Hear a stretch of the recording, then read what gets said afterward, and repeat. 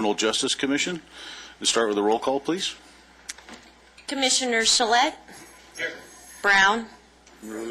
Pickens? Here. Smith? Velasquez? Present. Vice Chairman Fuller? Present. Chairman Vieira? We have a quorum. Thank you. We're going to start with an invocation by Pastor Dwayne Clark, and then led by a Pledge of Allegiance with our Commissioner Sheree Pickens. It's a privilege to open in prayer this morning. Let's pray, shall we? Heavenly Father, thank you for this gathering. Thank you for these that have come to serve our community. We pray for guidance and for wisdom in conversation and for direction this morning. And it is in Jesus' name that we pray. Amen. Amen. Ready? Begin.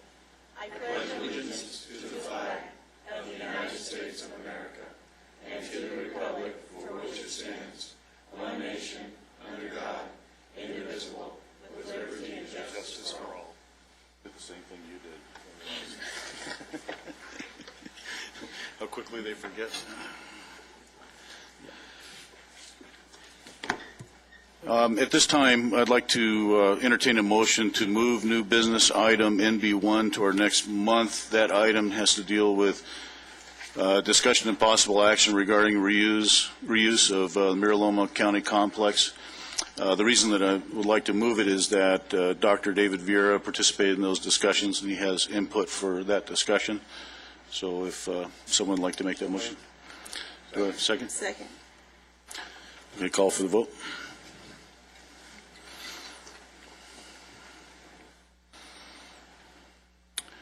Thank you very much.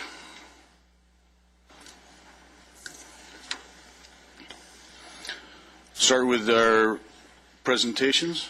This is for every 15 minutes program, presenter California Highway Patrol Officer Gil Hernandez.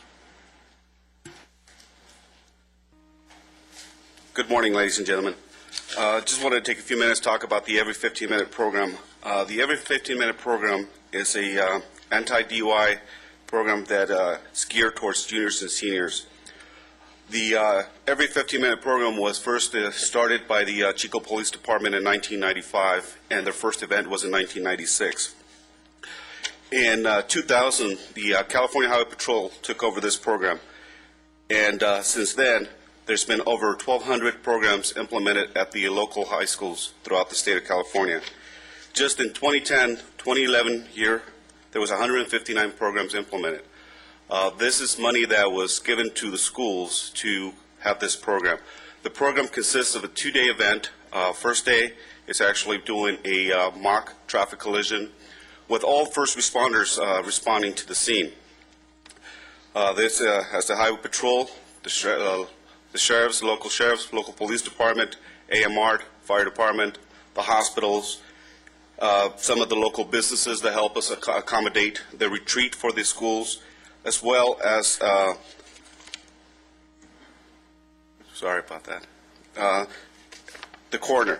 So we make it as realistic as possible, and the reason for this is because in the 1980s, drivers were killing themselves as a result of DUI. And every 15 minutes, someone across the nation was being killed that was under the influence of alcohol. Since then, since 1995, when the first program, or 1996, when the first program was first implemented, that number has been cut in half. Now it's every 30 minutes. However, that number is still unacceptable. What we did this year, we had the privilege to work with some of the local high schools, Vasquez High, Lancaster High, and Little Rock High. They had their every 15-minute program. All 3 programs were awesome. The response we got from the community was amazing as to how their kids were impacted. And again, this program is realistic. How does this affect the city of Lancaster? As I said last month in my Star Smart, at some point, these drivers will be driving through your city, if not living within your city. And being that Lancaster High School was one of the high schools that actually participated, I would like to take this opportunity to show you the video that they actually produced for the high school and the effects that it had.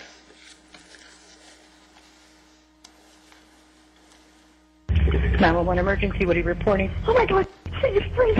I think my friends are involved. There's an accident in front of the high school.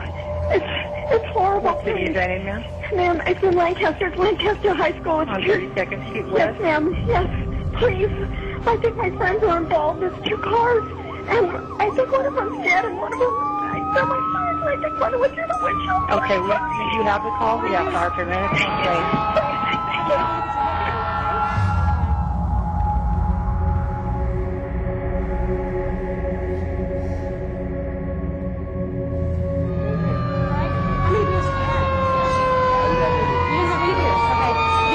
Come out of your car?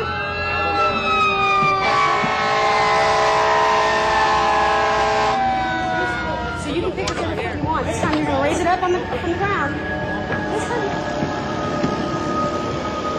Want to grab onto your car? Faster. Come on, guys, I'm pretty fast. Nice and fast.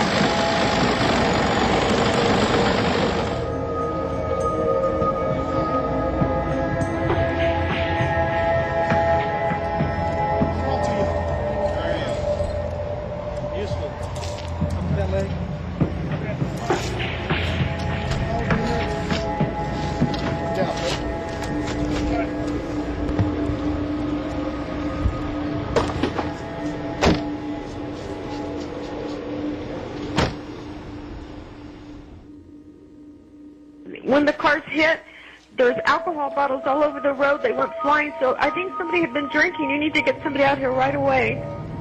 Am I really going to jail? Yeah, Josh, you are. It was a pretty serious accident back there. Are my friends okay though, or? Well, I got an update before I left, and the young lady that was in your car, what was her name? Nicole. Nicole. She had some pretty serious injuries, and she died on scene. And there was a gentleman in one of the other cars that also passed away, so it's a double fatality as of right now.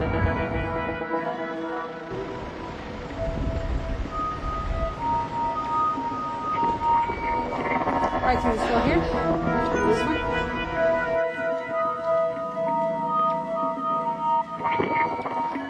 Nothing. You have anything on you that I need to know about that's illegal? Can't take any type of drugs or anything into the facility. You tell me now, you won't be charged. But if you don't tell me and I find it, you will be charged with bringing in controlled substances or illegal items into the jail. Do you understand? Okay. All right.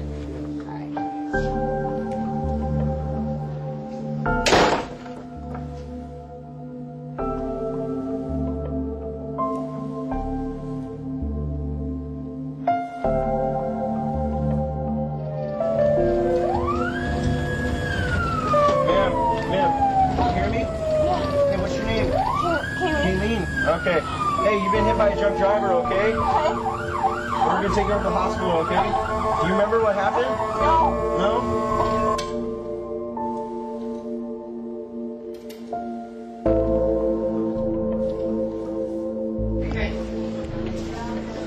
I'm with you.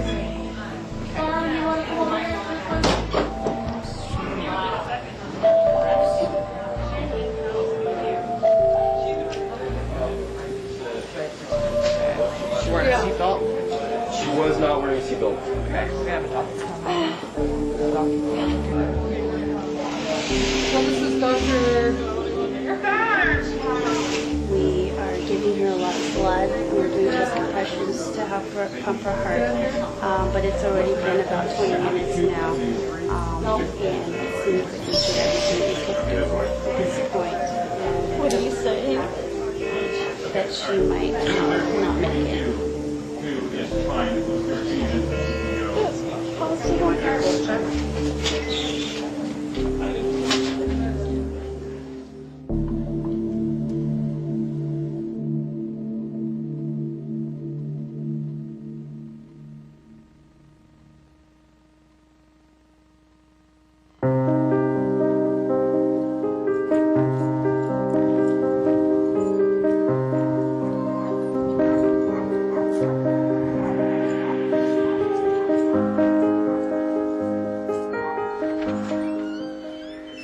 Hello, ma'am.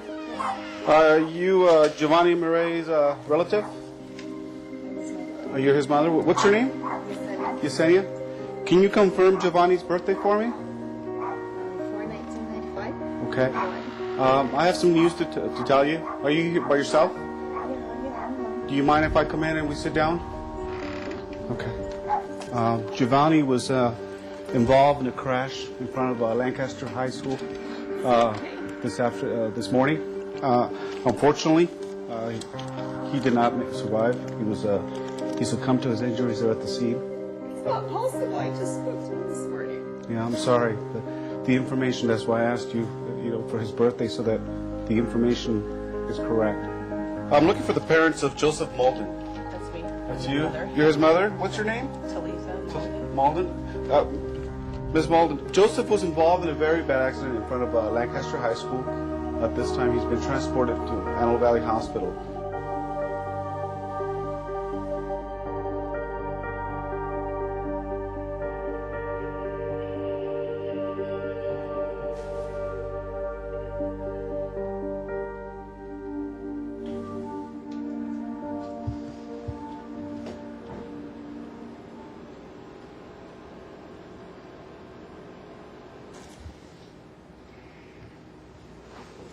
Court calls the case of People, State of California versus Josh Shaver, MA 054401. Mr. Shaver is present with counsel. People are represented. The investigating officer is also here. The matter is on calendar today for sentencing. Waive arraignment for sentencing. Yes. The evidence, the verdicts, including guilty verdicts as to counts 1, 2, and 3, all felony violations of Penal Code Section 187, second-degree murder. Count 1, named victim Adriana Nicole Villalobos. Count 2, Giovanni Moore. Count 3, Kayleen Gully. And Count 4, felony violation of Penal Code Section 23153A, wherein the jury also returned a true verdict or true finding as to the special allegation within the meaning of Penal Code Section 12022.7. My name is Talitha Malden, and I'm the mother of Joseph Malden, Jr., who was left paralyzed due to the defendant's actions. I'll never talk to him or touch him or hear his wonderful laughter or silly jokes ever again. This is my little boy that when we brought to the hospital, the one that we have seen grow, someone that has focused on his education, someone that has focused on his future, and it has all changed. I know that there is no amount of punishment that will give my son the ability to walk again, but I just wanted you and the defendant to know what he took away. I want him to know his actions killed my son and others. He did it, his decisions. I want him to memorize Giovanni's birthday, April 19th, every year, and know that there's a family and there are friends grieving the emptiness of Giovanni's absence. I want him to know that Giovanni's twin sister will never have a happy birthday because her brother's not by her side. The court will impose sentence as follows. The choice is made by this defendant to drive with a blood alcohol of 0.10%. The selfish choice of this defendant that directly caused the loss of human life. The court will run each life sentence consecutive to each other. Therefore, the defendant will serve his 8-year determinate sentence, then begin his indeterminate 45 years to life sentence in the California State Prison. Despite the fact that you're still in high school, you are an adult, Mr. Shaver. You were prosecuted as an adult under California law.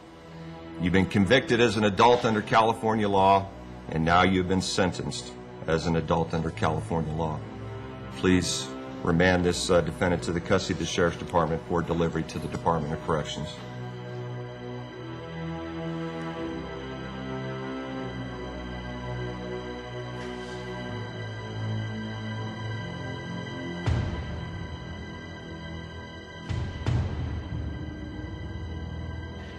I mean, I felt okay. I thought it was just a couple of drinks and that was all. And I mean, I felt nothing. I felt totally fine and normal. I felt like I was okay to drive. I mean, just knowing that I killed my friends is just a horrible feeling altogether. And knowing that they're not going to be there anymore really hurts. And knowing that it's my fault that they're not here. And I don't think I'll be able to live with myself, and I will never forgive myself for that. 911 emergency, what are you reporting? Oh, there's been a really bad accident in front of the high school. I'm over here at Lancaster High School, and I need you to get here fast. Lancaster High School? Yes, on 32nd Street West. This is Mrs. Rosales. I'm a teacher here, and there's two cars, it looks like it's been a head-on collision, and I think they're my students involved. Please hurry up. Ms. Rosales, thank you for calling. We'll get fire and paramedics on the way. Thank you.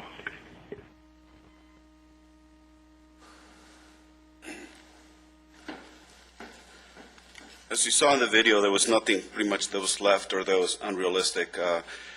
We try to make these scenes as realistic as possible to deliver a very strong message to our young new drivers that the consequences of driving under the influence and or driving recklessly or distracted, all these lives could be prevented.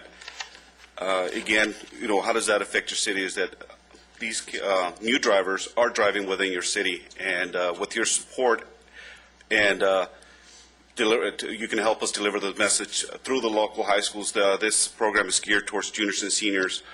There's 8 high schools here in the Antelope Valley, plus the Vasquez High School and Paraclete, and I believe there's another private school up here as well. But this is free money that it's available for the local high school. It's through a grant through Office of Traffic Safety. However, every school needs to apply for that grant as early as possible. This year, we actually ran out of money because the schools are taking advantage, and as I said earlier, it is having an impact. We went from having a death, alcohol-related, every 15 minutes to now every 30 minutes. But as I stated earlier, that's still an acceptable number. So thank you for your help, and if you have any questions, I can answer. Thank you very much for your presentation. Do we have any comments, questions? Yes. Thank you again for your presentation. One thing I just wanted to know, at the very end, I was glad that the young man mentioned, it was just a couple of drinks. I felt fine. And with respect to all DUIs in young adults and both adults, I think that's the biggest misconception. All it takes is, one drink, for some even half a drink. It depends on, of course, what they consume that day, their height, their weight. So I'd like to know is, do these young adults understand that you don't have to be completely intoxicated for something like this to happen? It could be as small as, half a glass, and of course, drinking underage is a completely different, factor. But any drink at all, even in adults, can have this type of repercussions for families and everyone. Right. Yeah, we have educational material that pretty much states one drink could be too many. And one of the things that when we work with the committee, because this is an elite group of kids or students from the local high schools that are picked among their peers, that we try to keep the blood alcohol content low so that they don't realize that you have to be really intoxicated to actually be involved in an accident. Usually the alcohol level contents that we pick for the accidents, it's low. It's 0.08 or 0.10, which is, it could be one beer. Depends how much they drink, if they're drinkers. And unfortunately now in this age, we are having a lot of issues with young drivers or young lives drinking as early as middle school. Junior high. So it is an issue that is out there, and we are attacking it, and we are providing that information to them to keep it realistic, because most of the young lives that are involved in crashes is just, I'm sorry, but I took one too many sips, and that's really what all it takes is one too many sips. They shouldn't have any, but one too many sip could be a fatal consequence. Thank you. I think it's money well worth spent, and I hope these schools can use it. Well, take advantage of this program. And that's why I'm here to ask for your help, because our goal is to hit at least 4 schools a year, and that way we can alternate them every 2 years, because that is the time period for them to be able to participate is every 2 years. That way we can continuously hit the juniors and seniors as they get to that stage. We definitely want participation from the principals. We talked to Dr. Vieira and presented this program at the school district, and the schools do have it on their desk, but it's just getting the schools to actually make that phone call and get that grant for them. Because unfortunately, at some point, if we don't use the grants, that money is going to be allocated somewhere else for something else.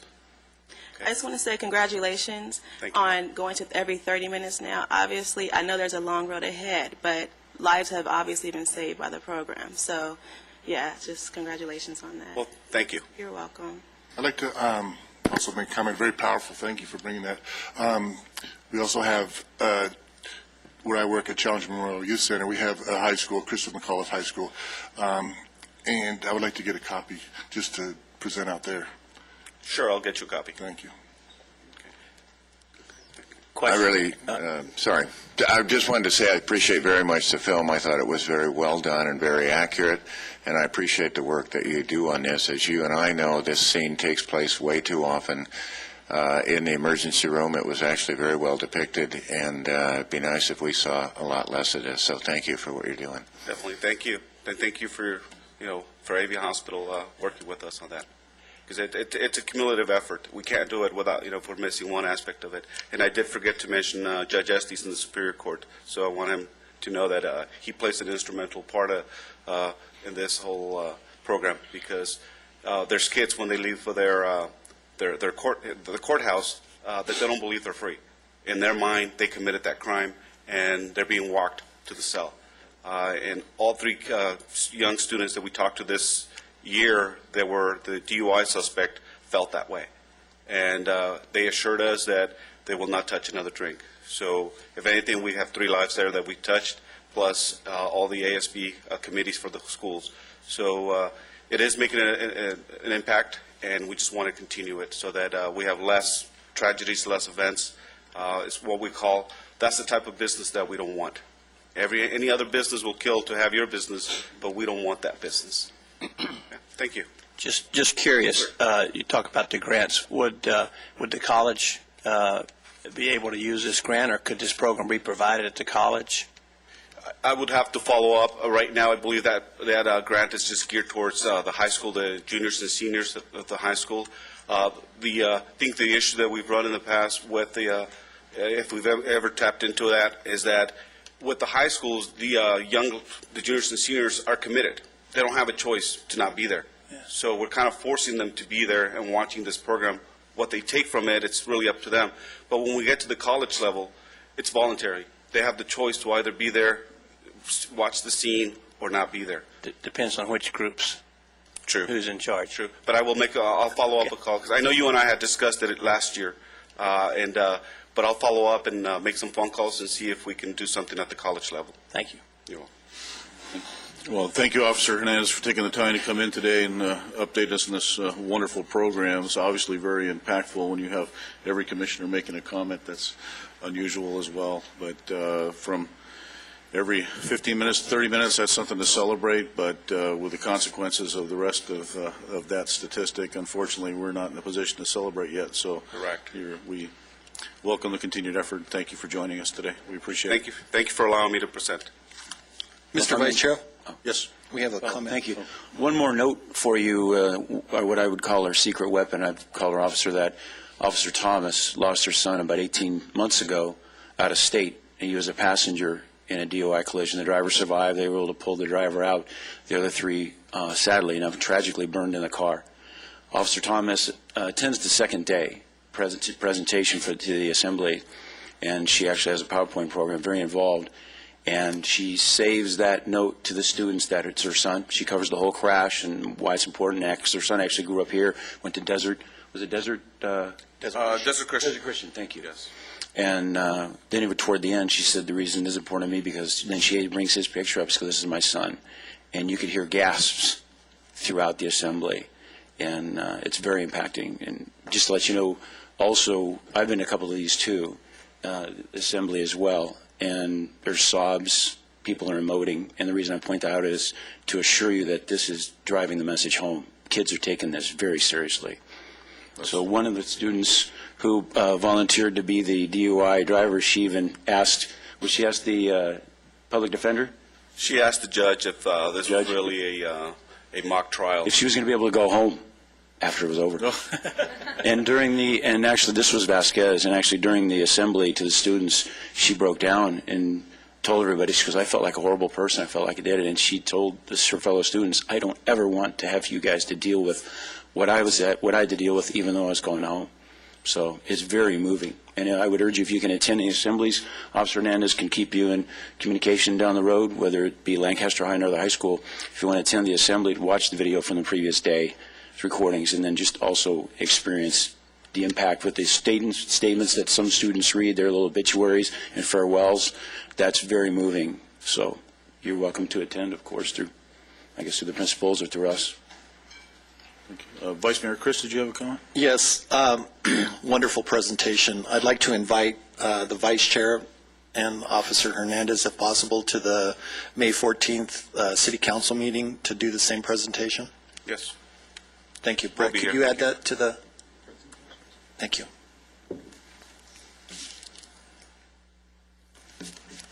Thank you. Great. Thank you very much. And,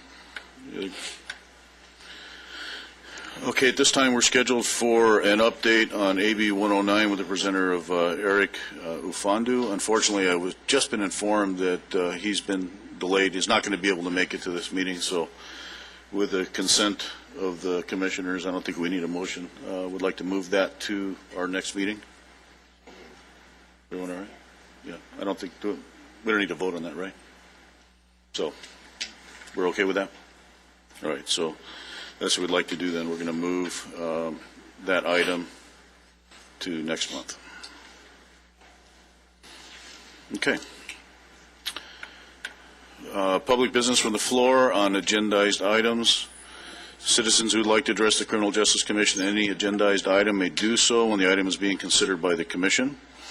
Please complete a speaker card and identify the agenda item you would like to discuss. Individual speakers are limited to 3 minutes each. And we have the one speaker card? We have no speaker cards for agendized items. Okay. That was for the presentation, and since he wasn't unable, I don't know if you want to call her up. She still wants to speak. It was on an item we are not discussing, so. That's true. So we can either, I guess at your discretion, if you'd like, we can move that as a non-agendized item, if you'd like to still speak. She has a card in for non-agendized as well. Okay, same subject? I'm offering you the opportunity. So would you like to, all right, so we'll wait until non-agendized items then, is that all right? Okay. Very good. Consent calendar. I entertain a motion to approve the minutes of April 10th, 2013. Moved and seconded. Any discussion? Let's vote. All right, motion's passed. Thank you very much. We'd already moved our new business item to next month as well. We have a bad record here today, moving items. But after that impactful presentation, I think the mood changed anyway.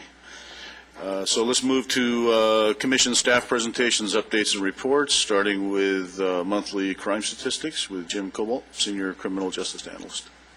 Thank you, Commissioner Fuller.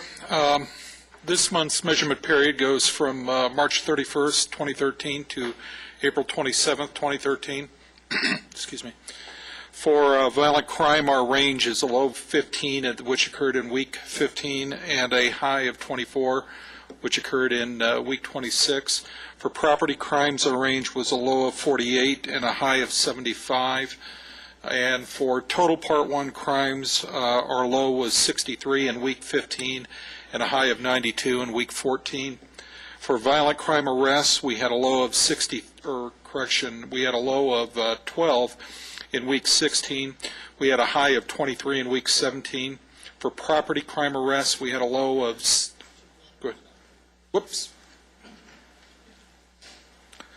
Sorry about that. We had a low of property crime arrests, low of 9 in week 16, and a high of 29 in week 14. For total arrests, low of 201 in week 16, high of 235 in week 15. For unique report numbers issued, low of 483 in week 16, and 587 in week 15. Essentially what this translates out to is, if we take a look at our weekly measurements for the reporting periods, we reported in April of 2013 a weekly average of 75 Part 1 crimes per week with a median of 75.5.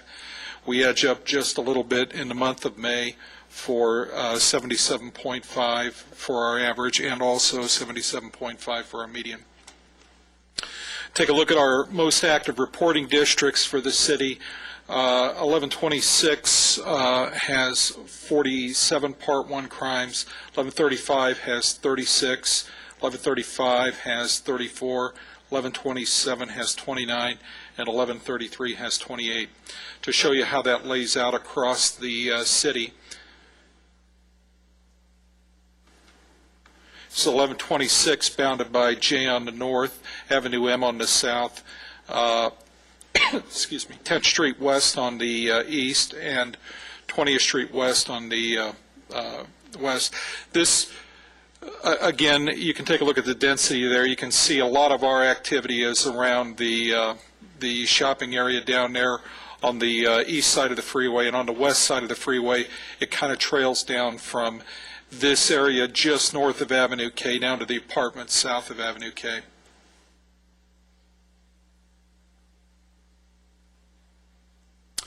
When we take a look at 1137, we can see the majority or our highest density is up around the intersection of 20th Street East and Avenue J, and the area immediately south of there down to the apartments, a little further down south from there.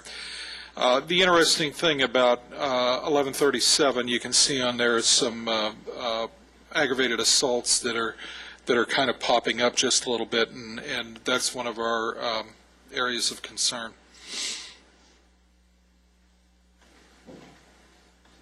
When we get to 1135, you can see the mirror image of 1137. 1135 is from H down to J, basically from 30th Street East over to Challenger Way. And when you take a look at that, you can see the area north of Avenue J. This is an area that is often pops high for us in these particular reporting districts, and they tend to drive the frequency with highest density in those two reporting districts. Take a look at 1127. 1127 obviously is on the west side of town, and our highest density runs along the pathway of, again, Valley Central Way from Lancaster Boulevard down to Avenue J. Then we pick up a little bit of that area that was adjacent to 1127, where it had the area that was just west of the freeway, and you can see how it kind of trails down into 1127 over there. Or correction, 1126. And then finally, our last area is 1133, and 1133 is the highest density. It runs basically from Challenger Way over to Sierra Highway, from Avenue J down to Avenue K, and you can see the highest density kind of right in the center of it, and it kind of trails down towards Avenue K from the mid part of the reporting district.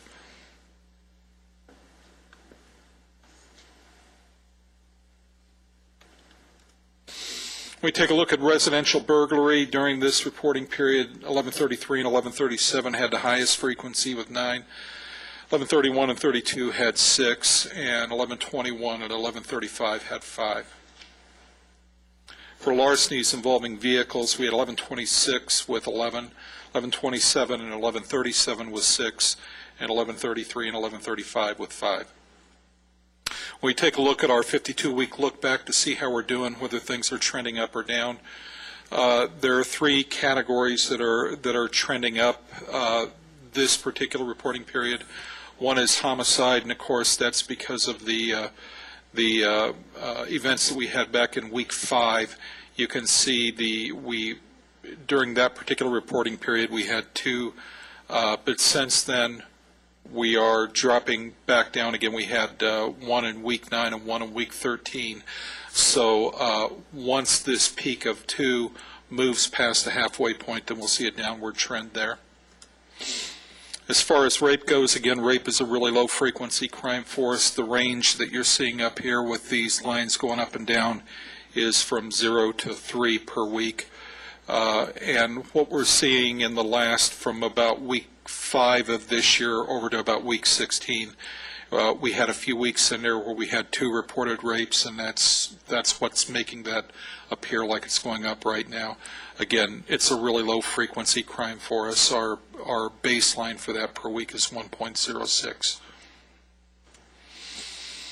And finally, the other crime that's showing a slight increase is larceny. Now, this is probably one of the crimes that we look at when we're trying to figure where we can really make inroads with our Part 1 crimes, and reducing the frequency of larceny is, since it's the most reported Part 1 crime that we have, it's also the one that gives us the best opportunity to reduce them. You can see on the chart here, from about week 11 over to week 17, which is the most current week displayed up here, you can see that we had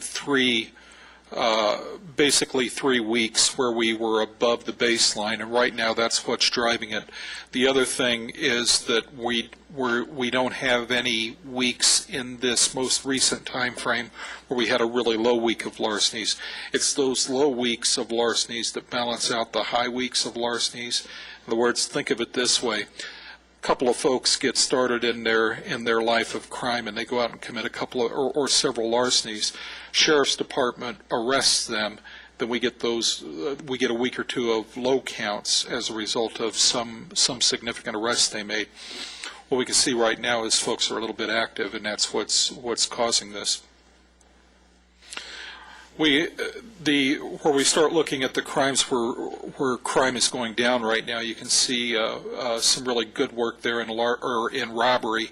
You can see the green trend line right there just going down. We've had a few weeks where we were above the baseline, but for this year we've only had 1 week where we were above the baseline, and that was in week 16. Aside from that, we've been below the baseline the entire time.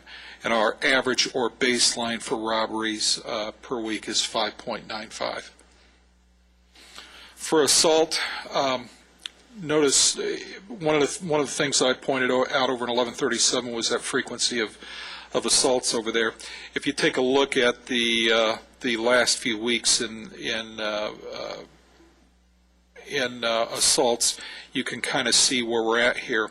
While the green trend line is going down, you can see this progression right here, and these are one of the things that are starting to get on the radar screen right now. As you take a look at these assaults, you can see we're starting to trend up. At the end of last year, we were down to fewer than 10 assaults per week. You can see now that we're getting up to around 14. And so that's starting to cause this line to go from a steep decline to kind of a marginal decline. And we look at burglaries. You can see it also is showing a decline. This is, as I was mentioning before with the larcenies, this is where we really, if you take a look at where my pointer is at right now, and you've got these weeks where we had really low counts of burglaries, that's what helps bring our crime rate down when we get those weeks when a significant arrest is made, and then we get a week or 2 of a reprieve before another group gets going. And then finally, grand theft auto. I think this is amazing. Take a look at the last 10 weeks or so. You can see where our frequency is relative to where it was before. I mean, this is absolutely amazing. You take a look at it, we're at 7 or below, and our baseline is 13.09. So for grand theft auto, that's really some good work. And finally, arson. This is another one of those really low frequency crimes for us. Our baseline is 1.06 per week. And you can see that we've been running, since the beginning of the year, really, we've been running 1 or less. If you see a week highlighted down here, that means there was 1 arson in there during that week. But if the week is not included on there, then there was no arson reported during that week. This is during this reporting period, how the crime's laid out across the city. You can see the crimes displayed there, and then you can also see the reporting district by frequency. Excuse me. You can also see, this is our spatial trend analysis. The green lines show you when we compare to the data that I gave you last month. The green areas are the areas where crime went down, and the red areas are the areas where crime went or occurred that it didn't occur last time or it increased in frequency. We take a look at our repeat calls for service. No real new ones popping up here. Some areas of attention that we probably should keep an eye on are the Windrose apartments over on Division. One piece of good news on here is the Beechwood apartments that are frequently on there from over on Beach. We're not on this time. This is how they laid out across the city with regard to our calls for service. And finally, this is our forecast for April of 2013. We're forecasting 375 Part 1 crimes.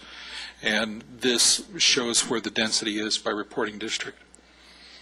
And that concludes my report. Questions? Questions, comments? Yeah, certainly good news on the Grand Theft Auto. When you have something where your baseline, we're basically at half of what our baseline is, that's outstanding. A little alarming on the assaults, though. I know that it's showing a downward trend, but also as those higher frequencies start to drop off, that line's going to flip pretty quickly, especially if we continue to see the trend, I'll say, from the last several weeks. Any insight as to what has caused that change or what's being done to address it? Well, things are warming up out there, and as things get warmer, people get out and move around a little bit more, and we're probably going to see that. Plus, if the sheriff's department is being successful in one area, sometimes those folks who don't get along so well or in competition with each other start going after each other. So when we see the improvement in a lot of the property crimes, some of that could be bleeding over into some of these things where they start becoming upset with each other. So part of it would be expected behavior given the circumstances and also just seasonal variation? Yes. Okay. Any other questions, comments? Well, thank you very much. Appreciate it. Move on to arrest statistics with the Los Angeles County Sheriff's Department.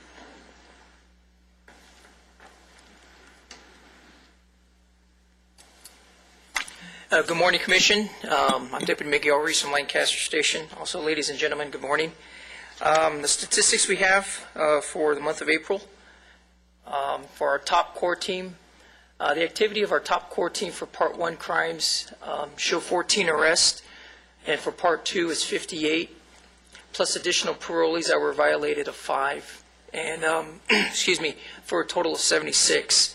And these numbers, Commissioner Smith, I believe you posed a question last month to find out exactly how many were AB 109 arrests or re-arrests. These numbers, they're not accurate. I was able to figure out about 5% of all these total numbers were about AB 109 arrests, and the reason why that is because we started later in the month, April. It's not a complete month because I started on the 10th of last month. So hopefully next month for the month of May, I should have a more complete report. I believe you posed that question last month. Right, because we're seeing hearing reports about 40% of them are recidivism rate, right? And I wasn't really seeing that with the numbers that you were presenting. So I'm just interested in if Mr. Rafondo was here, he was going to do our presentation today on AB 109. So I was going to ask him the same question. Okay, yeah, thank you. I was only able to get 5%, but that's not, like I said, that number's not accurate. That's what I was able to get for the 2/3 of the month of April. All right, thank you. We'll look forward to next month. No problem. Okay, sir. And then the bottom, next page. The bottom graph for the months of March and April, those are graffiti vandalism statistics in comparison from the same time of the year of the month of 2012 of March and also April, and also 2013 of March and April. You could see that our top and core team has been very productive in regards to contributing to dropping down that statistic as far as how many frequencies we've had graffiti in the city of Lancaster. And we attribute a lot of that to the proactiveness of probationers being searched on parole compliance and probation checks. So they've been very active in doing so, in consistently monitoring these taggers that are on parole or probation and making sure that they're abiding by what they're supposed to be doing. So I believe that's created maybe a mindset that these taggers know that if they continue their behaviors, they're going to be arrested. So that continued monitoring, we believe, is a contributing factor for that positive downtrend. Then the next page has our burglary suppression team. Felony arrest for the month is 24. They've conducted 6 search warrants, and there were also 6 arrests, and they have 7 named suspects with Ramey warrants still active out there that they're looking for in regards to their investigations. They recovered approximately $7,000 worth of stolen property, and actually that number is 6 firearms were recovered. And the reason why I say that is if you look on the next page, the next slide, just that alone was recovered in 1 incident, and I have some side notes here specifically. The burglary suppression team, through their investigative efforts on April 24th, were able to serve a search warrant in 2 locations. One of them was served in Palmdale, and they were able to receive stolen property, seized these firearms, up to about $100,000 in cash, 6 iPods that were, and $40,000 worth of miscellaneous property. Over 157 items of property were booked and seized in this one day, this one event that they had. Now that is a shoulder-fired rocket launcher. However, there was no rocket in that. That's from a military standpoint, that's a one-shot, one-use type of device. That has a specific lot number, which is still currently being investigated. Most of the time what happens with that, it's either put in a museum or used as a what we call a trophy of war. However, it is illegal to possess, or it shouldn't be possessed outside of military arms, so I'm sure whoever owns that, I'm sure it's not the Marine Corps, it must be the Army. They're missing a shoulder-fired rocket launcher somewhere. Anyways, all jokes aside, just that incident alone recovered 5 firearms off the street. So there's a correction on that where it should be 6, actually. Miguel, can I interrupt you for just Yes, sir. The interesting part of this investigation, this actually started with an investigation of a theft of an item from that was recovered by the Antelope Valley High School Alumni Association that was actually being sold on eBay. It was the original dedication stone from the school. And how the burglary team, just to tell you how amazing they really are, how they took that initial investigation based on that and it turned into this was pretty amazing. So if you see the paper trail and the chain of evidence they chased through this investigation, that's what makes it impressive, beyond the scope of just what they found there. This was an actual warehouse that was full of items. Okay, this is just some of the highlights from that. Well, you had me at rocket launcher, quite frankly. Yeah. Pretty shocking. Thank you very much. Next slide. And then the LANCAP team, also very productive month in their own right. They had 52 felony arrests, 10 misdemeanor arrests, 3 firearms were recovered, and approximately $9,000 worth of narcotics. They also had a specific event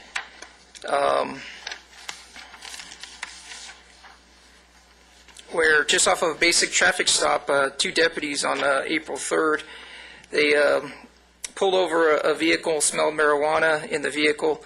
The individual was detained in the back seat. They found a pound of marijuana, 7 pills of Vicodin, a firearm, and a ski mask. And it was soon later known that the deputies discovered that the firearm was stolen out of Tehachapi.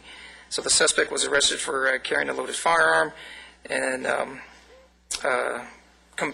arrested for controlled substance.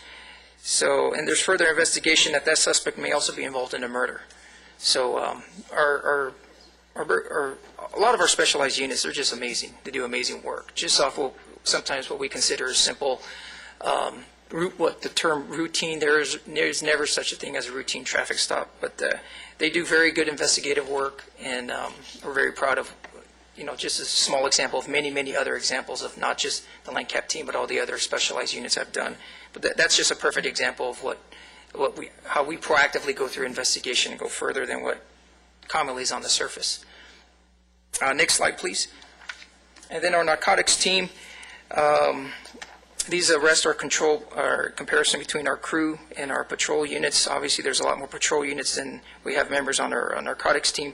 But for felony arrests, we have 51 related to narcotics, 8 of them from our narcotics team. You can see the amount of methamphetamine, the powder in grams, 177.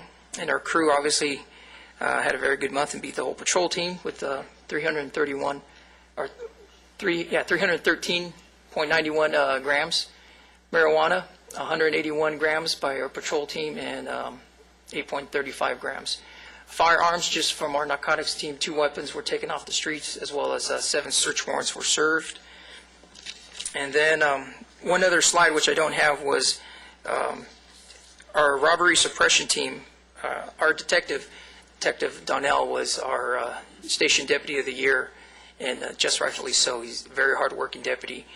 One specific incident in the month of April, I'm not sure if you remember, there was an armed robbery that happened at Arbor Court, Arbor Grove Market, right here on the corner, at about 8:30 at night on April 8th, where there were 2 armed suspects. One of the suspects fired 2 rounds into the vicinity of the actual business owner. Through their investigations, within approximately 10 days, both suspects were apprehended. In fact, one of them is facing another charge for attempted murder, as well as carjacking of a vehicle that happened out in Lake LA, as well as another robbery that happened out in Palmdale. So both of these suspects, because of the hard efforts of our robbery suppression team, are both off the streets, and very noteworthy arrest, taking very violent criminals off the streets. And then one other thing to report, also showing the versatility of our specialized units, going back to our our top and core teams. They assisted the traffic unit on 2 days during the last day of the month of April. I'm not sure if you remember, but over the past 12 months, we've had 4 pedestrian fatalities where they were struck with passing motorists. And because of that, the traffic unit team saw the need to be proactive, as they always are, and do a jaywalking operation. In other words, we were citing individuals that we saw that weren't walking safely, that were walking outside the crosswalks, as well as also citing motorists who were impeding into the crosswalks, posing a danger to the pedestrians. Just over the 2-day operation, 78 citations were cited during that time, and we informed most of these people the reason why is because, the dangers that we have out there, as well as we did a Channel 3 news release informing the pedestrians and the general public that we want them to be more aware that we know that the weather is going to be warmer. We know there's going to be more pedestrians. If you are going to be a pedestrian, obviously wear colored clothing. Be careful that you're walking within crosswalks. Most of these fatalities were in roadways or thoroughfares in speed limits beyond 45 miles an hour. So common sense will tell you want to use a crosswalk, especially when the motorists are driving at high rates of speed, legally or illegally. Either way, you got to be aware. So we put this public awareness out through Channel 3 News, and we've gotten a very good response so far. So because of that, the efforts of the traffic unit, very successful with hopefully continually putting that information out to all the general public. Have any questions at this time? Questions? Just for general information, could you explain the difference between an arrest warrant and a Ramey warrant? The Ramey warrant has a specific name attached to it, to a specific person. In other words, they've been identified in a crime, and that's how we're able to, either through fingerprints or other investigative efforts, that the burglary suppression team has identified a suspect, and they put that out there. Very informative. Thank you. Just to give you a little additional background, it's essentially when a suspect has been identified but the case has not yet been filed, they can seek what they call a Ramey warrant, and it gives them a 10-day period to hook that suspect prior to actually filing the case. Sometimes that's necessary because the last piece of the puzzle may in fact be that suspect and what statement he may or may not make or what physical property he may have in his possession at that time. And a regular arrest warrant, if you will, is a case that has already been filed and that the court has issued an arrest warrant for one of the defendants. Thank you. Any other comments? Questions? Thank you very much. Very informative. Thank you. We're going to move on then. California Highway Patrol update. Good morning. Before I give you our statistics, I'd like to formally introduce our new commander to the commission, Gretchen Jacobs. Good morning, everyone. I don't think my intro can compete with the one-shot rocket launcher, though, so I'll try to make it as short as possible. Starting July 1, I'll be promoting to captain, and I'll be the new commander of the Antelope Valley area. In the interim, I'm the current commander of the Castaic Inspection Facility in Santa Clarita, so I'll be dividing my time between the two facilities. Just a little bit of background, I've been with the Highway Patrol for 24 years, all in the Los Angeles area. Prior to joining the Highway Patrol, I was with the United States Air Force for 4 years. And for those of you who have been spending time in the military, one of the first things they do is they test you for aptitude to what you'd be best suited for. I'm not sure what this says about me. They made me a nuclear bomb loader on fighter aircraft. And so when I got out of the military, I know you're going to be shocked, but Southwest wasn't hiring. So I wasn't able to get a job in that career field, so law enforcement was kind of a natural extrapolation of that for me. And so I've been very happy for the last 24 years. I've enjoyed almost every day of the Highway Patrol. I've met some of you at the Crime Council meeting a couple months ago and at the AV Law Day. I'm looking forward to meeting all of you and working closely with you. I don't have a business card yet, but when I do, I'll make sure all of you get one. In the interim, Lieutenant Lund is doing a fabulous job as the acting commander, and he'll continue to do that until July 1st. So if you don't have any questions of me, I will go ahead and turn it back over to Rob for his statistics. Well, thank you for being here also, and I want to say that we've been spoiled by the leadership up to date, so the bar's been set pretty high. I'm only 5'2", so I'm not sure I'm going to really have to reach on that. Okay. But we welcome you and appreciate all the efforts of the California Highway Patrol and what you've done for the Valley, and wish you success, because that's our mutual success. Thank you so much. Yes, sir. Blue Chrysler 300. That would be me. I'm not sure. Am I supposed to look for him? We've already put a GPS under it. So. Now, based on the information, can you now get the Ramey warrant? I just want to know. We could probably do that. All right. Another time, a close relationship pays off between the department and the, yes, exactly. In April, we investigated 90 collisions. Of those, 3 resulted in fatalities. One of those fatal collisions was DUI involved, and that will be a Watson. The passenger was a 13-year-old passenger, died in that crash. Of the 90 collisions, after removing the fatals, we had 39 injury crashes, and the rest were property damage only. We had 2 pursuits in April, both motorcycles, both yielded a suspect, so we booked them. The first one was no plate stop, and the second one was possible 211. Suspect description were given from the Sheriff's Department, but it turns out that wasn't the case. He did not have an M1 endorsement, so he turned what would have been simply an infraction and a towed motorcycle to a felony, because it was actually felony evading. National Distracted Driver Month was April, and countywide we have 10 CHP areas in LA County.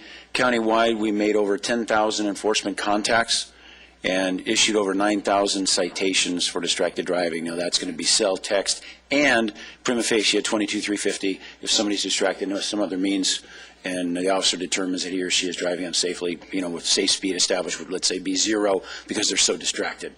So that's how we testify to that in court. And, of course, it's very subjective.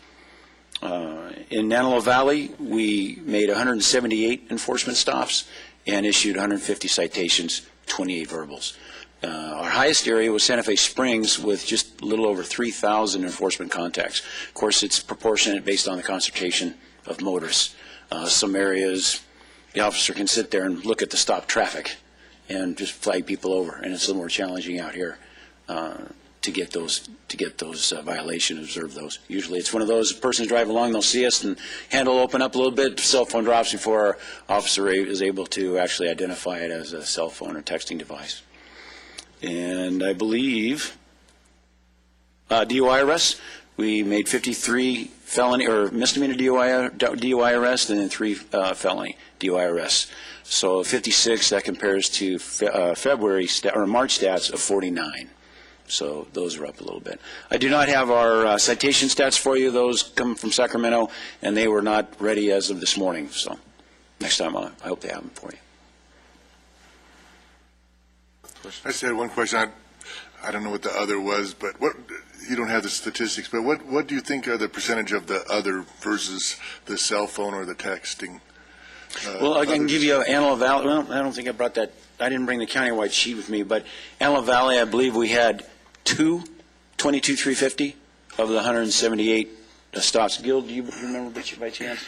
I do not. Okay. Most of the others are, applying makeup, eating, coffee, newspaper, Yeah. anything where vehicles start swerving, making it unsafe for the general public. I was going down the freeway the other day, and I look over, and the guy was kind of like this. He had a Kindle on his steering wheel. He was reading the Kindle on his going down the freeway. I was amazed. Yeah, we had one officer reported the person had both hands occupied with something and was using apparently the knee. We conjecture to be able to steer the vehicle safely, but that could also include maybe a parent tending to their children or something while they're trying to drive as well. So. All right, thank you. Mm-hmm. Any other questions, comments? Well, thank you very much. Appreciate it. District Attorney update. Good morning. Robert Sherwood with the DA's office. Let's see. So far this year, we have filed 1,287 felony cases compared to last year, same time period, 1,188 cases. So we're up about 10% in terms of our felony filings. The informations, which is a secondary charging document for cases that we don't resolve early on in the proceedings, cases where Judge Estes decides we've got enough evidence to proceed on the case, he'll hold them to answer, and that results in an information being filed, and we're down about 50. So we've had so far 354 felony informations filed compared to 406 from last year, which is what I would expect given our early disposition program that's been in place since November of last year, the goal being to try to resolve the cases at an earlier stage in the proceedings to conserve some of our resources as well as bring justice to the victims at an earlier stage in the proceedings. Misdemeanors. So far this year, 3,137. That's a lot compared to 2,643 last year. So we're filing a significantly more number of misdemeanors. I don't really have any explanation as to why that is other than, those sorts of crimes, which consist of anything from driving without a suspended license, DUIs, simple batteries, those sorts of cases would be typical misdemeanors. So we're up significantly in terms of the number of misdemeanors that we filed. 35 jury trials this year, which is a lot compared to, say, San Fernando, which has done 13. So we try a lot of cases here in the Antelope Valley. Significant verdicts. We did have a case recently, an armed robbery of a pizza delivery man. That Detective Donnell was the investigating officer. Tom Hilton was the DA. He was convicted. Jury deliberated about an hour, which is pretty good. He was a three-striker, so he'll be spending the rest of his life in prison. We also had another case involving a defendant who was charged with rape and murder of a 13-year-old as well as rape of a number of other minor children. He was convicted, and he'll be spending the rest of his life in prison. So good verdicts on those cases. Otherwise, it's business as usual at the DA's office. Comments or questions? I have a question for Pat, actually, for Captain Nelson. I was recently in a meeting with Sheriff Baca, and he was touting the great success of the weapon buyback. Do we have any plans for having any of those up here? We don't have any that I'm aware of. That's certainly something we could research. I think the bulk of the weapons buyback in recent history have been down in the central, what they call now the Central Patrol Division, and that's certainly something, like I said, we can explore if that's something that council would be interested in, or the commission. Right, I've seen how successful they are on the news as well. I think we are interested in exploring that. Okay, I'll look into it and have something for you next month. Thank you. If there's a situation where someone has a firearm that they have inherited, whatever, they receive it, they don't want it, is it, what can they do with that? Can they take it to the Sheriff's Department and turn it in? What can they do? Absolutely. I mean, it's It's not something that we offer some compensation for on a regular basis, but any time that there's an unwanted or unneeded firearm, they can bring it into the station and for destruction, and we'll just take it into evidence, and ultimately it's destroyed. Okay, no compensation, but at least they get rid of it if they don't want it in their home or correct. Okay, very good. Vice Mayor, you had a comment? The statistics that you gave, they include Palmdale? Yes. Okay, I just wanted to make sure that that was clear. Palmdale and unincorporated area, I would assume, right, entire Antelope Valley? Any case handled by the district attorney's office. Okay. Which would be basically Lake Elizabeth to Little Rock to Lancaster and Palmdale. Okay, thank you. Any other comments, questions? Well, thank you very much. We appreciate that. Let's go to Business Watch Subcommittee Public Safety Update. Mr. Dorico. Thank you, Vice Chair Fuller. Tomorrow is the first meeting with our first business district with the big program, the Business Improvement Group. Tomorrow morning, Stanley Kleiner Building at 0700 hours. So we can get that meeting going and get folks on to open their businesses. Pretty excited about that. Actually, Jim, along with Tracy Stewart and Anthony Perez, will be presenting at that meeting. Again, they're going to be discussing strategies and shared strategies and putting together a collaborative group to communicate together with those businesses in that area, and so we can get a handle on some larceny issues that we're having in that district. On the public safety side, there's a lot of things going on. We're starting getting into that, as Jim stated, it's getting warmer. Some of our seasonal things are kicking in, city events, working closely with the other city departments on putting together operations plans and IAPs for city events for the community safety. The Poppy Festival was a huge success. I mean, I don't know exactly what the attendance numbers were. I'm sure it was up there because it was pretty darn busy both days. But out of that, we only had one incident where one young person made the fatal mistake of creating a problem with some deputies right in front of the command post. Other than that, we had, and that wasn't the smartest thing in the world. I don't know how you missed the command post, but we had a few elderly folks that had issues with heat. We had a great response from the EMT folks that were present, from the Sheriff's Reserves as well as the ambulance company, and overall the event was really well attended and it was good. I think people enjoyed a good atmosphere. We definitely had a significant show of personnel just for recent events that occurred prior to it, and I think the community appreciated that. The town hall meeting just took place with the Unite program in the Mariposa Desert View neighborhood. Some things came out of that, which Captain Nelson has initiated some strategies to deal with some perceptions that the community in that area has about things that they perceive are problems. Overall, statistically, that's in that reporting district 1121, which historically has been an issue for us. We're seeing those numbers decreasing over there with the added presence in the area. So we're going to continue that for the next few months just to gauge where we are, how successful we are, and then we'll be coming back to that neighborhood. One of the things that came out of that, and we actually discussed yesterday in the Neighborhood Vitalization Commission meeting, was some community programs. I think part of an issue for us in public safety we want to incorporate in Neighborhood Watch is letting people know in the community what resources are available to them in their areas. So that's something we're going to take from that survey and that town hall and focus on that as well through our public safety programs. Tomorrow also we are getting together with Judy Coopersburg and initiating our law enforcement mental health training.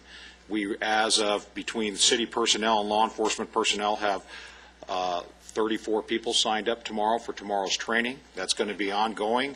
That's open to all law enforcement folks here in the Antelope Valley as a whole. We want to offer that everywhere. It'll be taking place tomorrow at Mental Health of America, and that starts at 8 o'clock, and it's a 4-hour block of training where we have some mental health experts will be coming in and training our law enforcement personnel on their contacts with the mentally ill.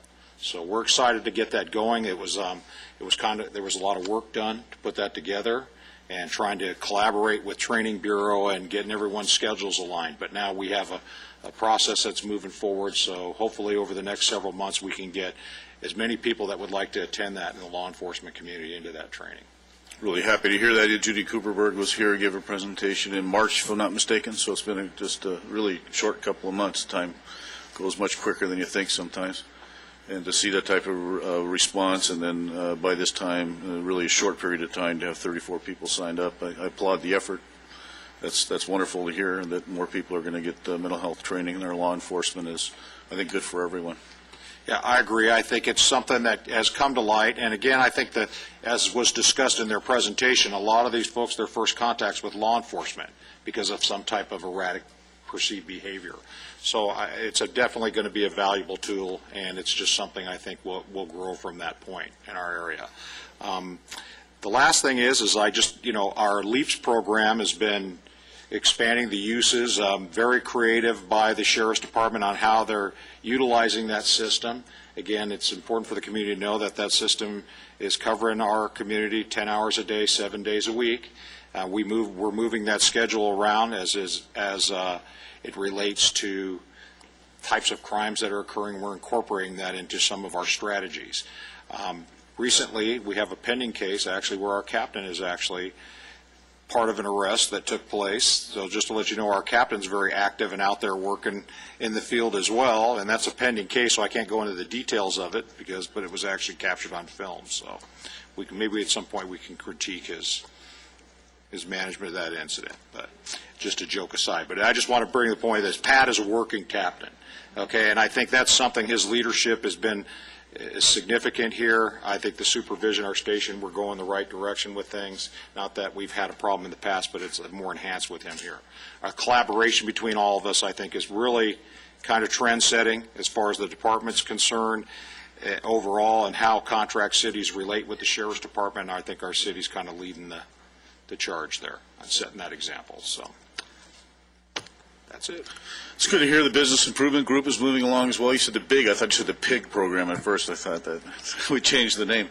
No. But, so we've been certainly grappling with that issue for some period of time, and trying to hold businesses more accountable, but doing it through education and collaboration rather than punitive methods. So that's great. Just a clarification. I think I knew what you meant to say, but when you talk about a young man at the Poppy Festival making a fatal mistake, there was no fatality. No, correct? not fatal. I'm sorry. Yeah.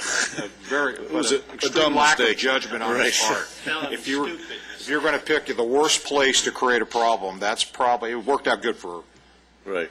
the Sheriff's Department. So there was a very lack of- convenient, but Lack of judgment, not lack of loss Correct. of life. Okay. I have a question. Is the mental health training STC certified?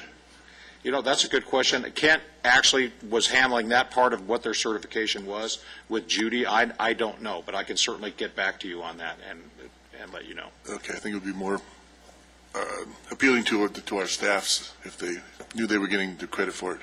I understand. Any comments, questions? Well, thank you very much. Good report. Appreciate it. Public business from the floor, non-agendized items. This portion of the agenda allows an individual the opportunity to address the Criminal Justice Commission on any item not on the agenda. State law prohibits the Commission from taking action on items not on the agenda, and your matter will be referred to staff. Individual speakers are limited to 3 minutes each. I have the one card. Do we have more than that? I have two. Okay. Janie Hodge. Good morning. How are you this morning? I've been here a couple of times to give you some updates on the AB 109 program that we're doing in Antelope Valley. And this time I want to invite you to our graduation, which is on May the 24th at 12 o'clock around the corner at our office.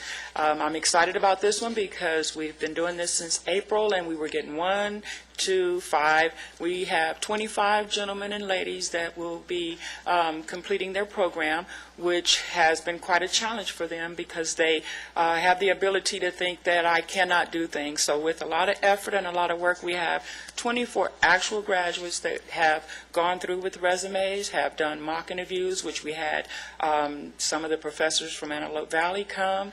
We had people from the library, people in the community to come out and do mock interviews with them to find out if they would be able to hire them. We've gone into the community now and asked for business participants to come in so that they can get to meet our clients and see if they would be worthy of jobs. So we're having a good success, and I want to invite you to our graduation so that you can come out and meet our participants and give them support so that they can know that it is worth it to do the right thing and turn your life around. So with that, I just want to tell you I'll give you an invitation, and please, we look forward to seeing you there.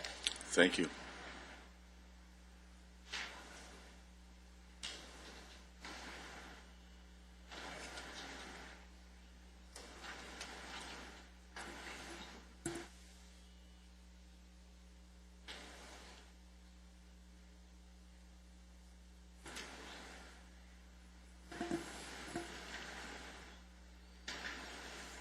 Do we have a second speaker? Michelle Egberts.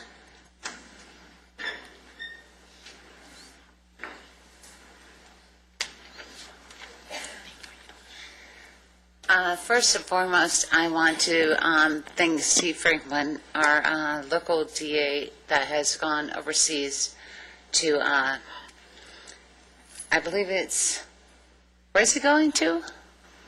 Bob? I'm sorry, you need to address us. These are your comments, but it's really not a time to ask questions to anybody. Yes. Actually, Steve Franklin left LADA, and now it's Bob Sherwood, and we have a new DA here. I was just giving the bad news that I lost my brother recently, 2 minutes ago.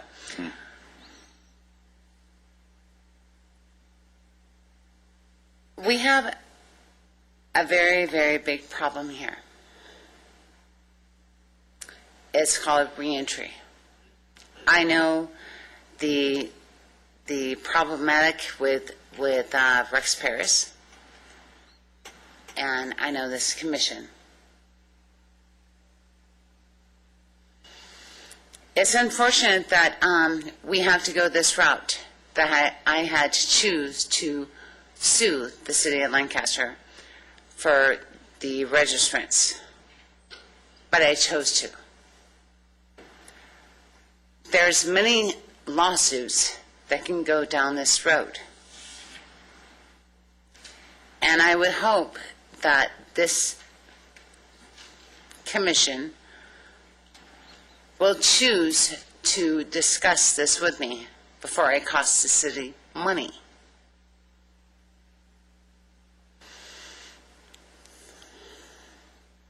It cost over $100,000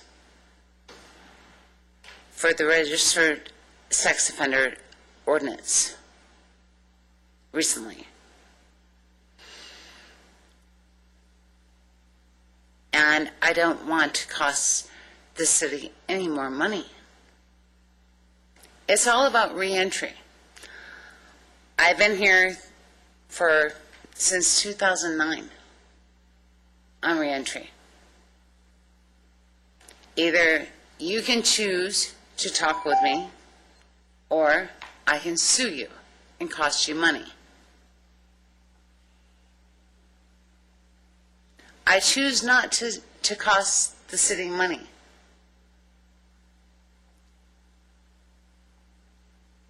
But to come to the table.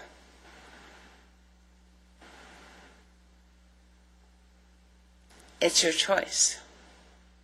Your way or my way.